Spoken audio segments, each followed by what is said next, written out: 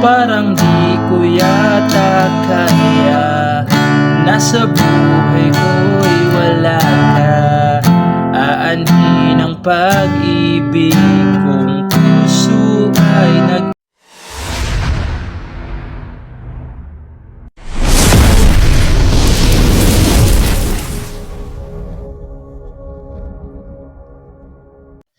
Hello mga ka-idol! So ngayon meron na naman akong ituturo sa inyong napakagandang kanta.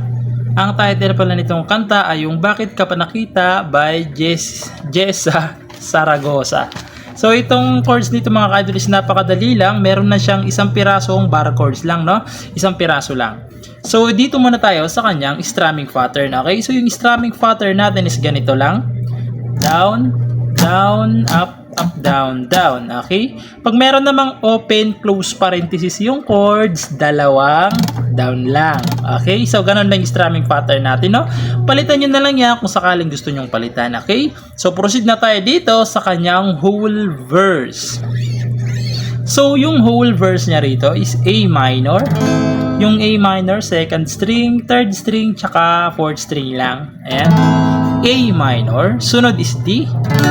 Yung D, ito siya, first string, second string, third string. Yan, D. Tapos, pupunta kayo ng F. Ito yung sinasabi kong isang pirasong bar chords lang, F, na may open close parenthesis. Yung F, nakabar sa first, sa second naman, third string. Sa third fret naman ay fifth string, tsaka fourth string lang. Ayan, F. Tapos pupunta kayo ng G, na nasa loob rin ng open close parenthesis.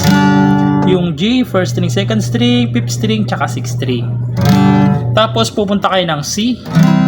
Yung C na nasa loob rin ng open close parenthesis, second string to, fourth string to, fifth string to. Ayan, C.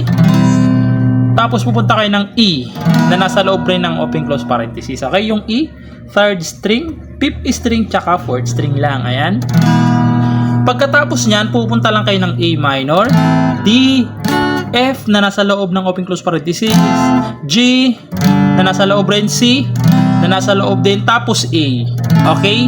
Yung una kanina is E yung dulo. Ito naman ngayon is A na. Okay? Na nasa loob rin ng open close parenthesis, no? So dulo lang yung nag-iba niyan. Okay? So sasampulan ko kayo ng kanta para mas maintindihan nyo. So ganito naman siya kapag kinantahan. Parang di ko yata kaya, ang sa buhay ko'y wala ka. Aanhin ang pag-ibig kung puso ay nag-iisa. Tapos yung pangalawa, sinong aking tatawagin? Sinong aking hahanapin? Sino ang magpupuno sa aking paglalambing? Tas chorus, doon na papasok yung Bakit Ka Pa Nakita. So doon na yun sa chorus, no? So proceed na tayo dito sa kanyang chorus. So yung chorus niya naman dito mga ka-idol is lahat nasa loob na ng open close parenthesis. Okay? Sa lahat ng chords nasa loob na ng open close parenthesis, no? So yung strumming nyo dyan, alam nyo na, no? So yung chords dito is D minor. D minor, ito siya, first string, third string, second string. Ayan, D minor. Tapos pupunta kayo ng G, C, A minor. Tapos babalik kayo sa D minor, G, tapos C ulit, tapos A. Okay, kung mapapansin nyo dyan, may kulang lang ng isa yung pangalawang chords natin, no? Kasi ito merong A. Sa pangalawang ulit is hanggang C na lang. Okay, so sasabihin ko rin yung pangalawa, D, D minor, G, C, A minor, tapos D minor ulit, tapos G, tapos C na lang.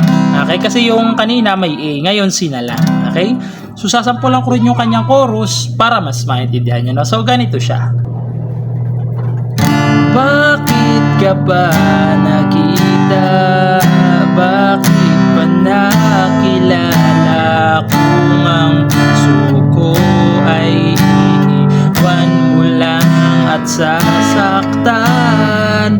Kung siya'y higit sa akin, naroon man ang pagdaramdam nito ay akin di kakayanin. Tapos interlude. Tapos interlude. Tapos papasok ulit yung verse. Parang di. So, ganun ulit. So, yung interlude niya dyan is 2 piraso lang, no? Ayan yung D minor lang. Tapos E. Pagkatapos ng interlude, papasok ulit yung kanyang verse, okay? So, yun lang. Sana nagustuhan yung tutorial natin ngayon. And bye-bye.